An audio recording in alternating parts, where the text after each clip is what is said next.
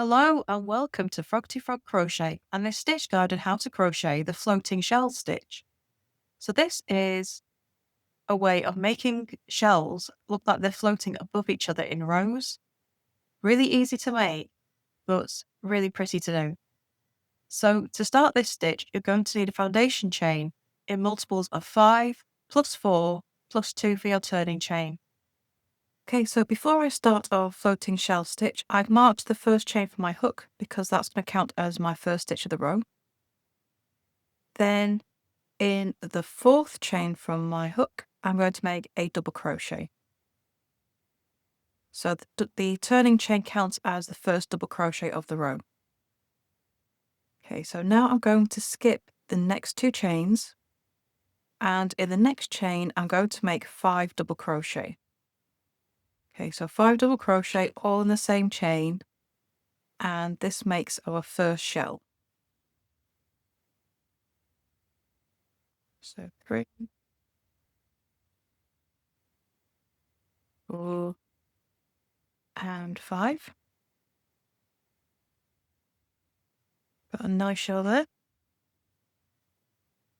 So now we're going to skip the next 4 stitches. So 1, 2, 3, 4, and in the next stitch we make 5 double crochet. So after we've made the first shell, repeat for this row is skip 4, and then in the next chain make 5 double crochet. So skip 4 chains, and in the next chain make 5 double crochet, and you repeat that all the way across your row until you have 4 stitches left. So there's my 5 double crochet shell, skip the next 4, oops, and then in the next chain you make 5 double crochet. So there's no stitches between each of your shells, you're just making one shell after the other. So 1, 2, 3, 4,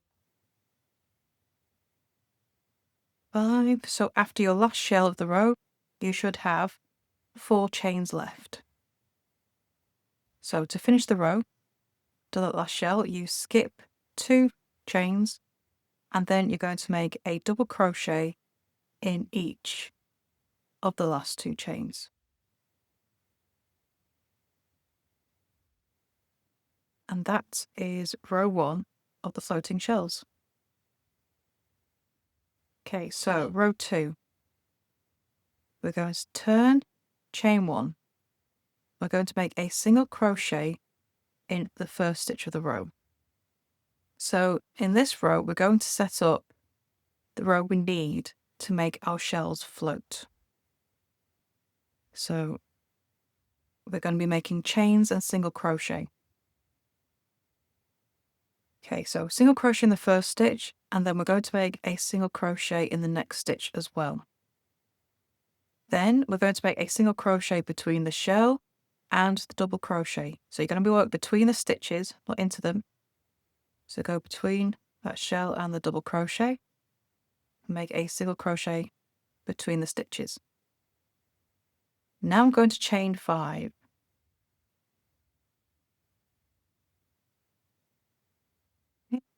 We're going to skip the shell completely, and we're going to be working in between the 2 shells. So again, you're working around the stitches.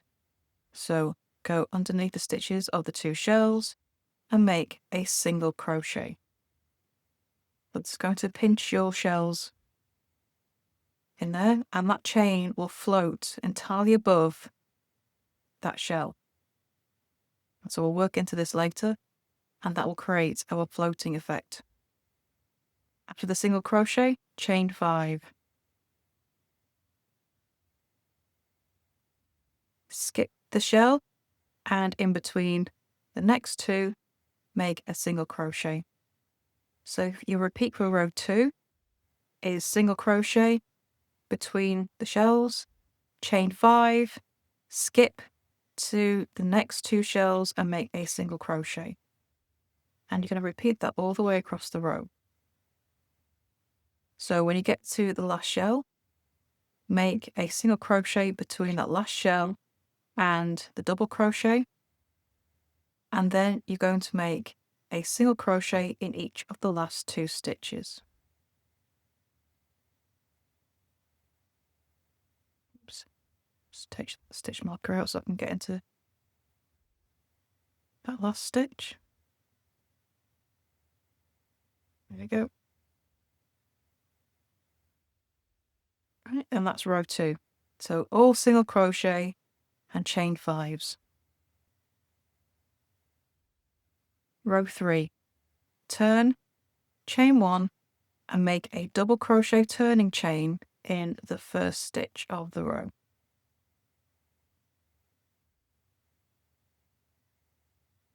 And mark that with a stitch because that counts as the first stitch of the row, and then make a double crochet in the next stitch as well. Okay, so time for our floating shells. In the third chain of the chain 5, you're going to make 5 double crochet. Now the reason that we're working into the chain, actually into the loops of the chain rather than around the chain, is because if we work around the chain, our stitches are going to spread out. They're not going to be nice and shell-like, they're going to look like a block. So you do need to work into the chain, and we're working into the third chain. So I'm going to work into 2 of the loops, so leave 1 loop on the bottom, 2 loops on the top, and that just gives it a more solid base to the shell. 2, 3, 4, and 5. Okay, and there's our shell. And how that pulls up, it looks like the shell is floating. So now we skip straight to the next chain, and again we go into that third chain of the 5 in the middle and make another shell. So 5 double crochet, all in that third chain of the chain 5. 3, 4, 5. So just like row 1, there's no stitches between our shells. We're just making shell after shell, each into the chains. So skip to the next chain 5, and in the third chain, again, I'm going to have 1 loop on the bottom. So your chains are made up of 3 different loops. I've got 2 loops on top, 1 loop on the bottom, it stops the chains from opening up too much and just makes a more solid base for the shell. So 5 double crochet into that chain. 2, 3, 4, and 5. So you continue that all the way to the end of your row. And then when you get to the end of the row, you're going to skip the next single crochet and make a double crochet in each of the last 2 stitches.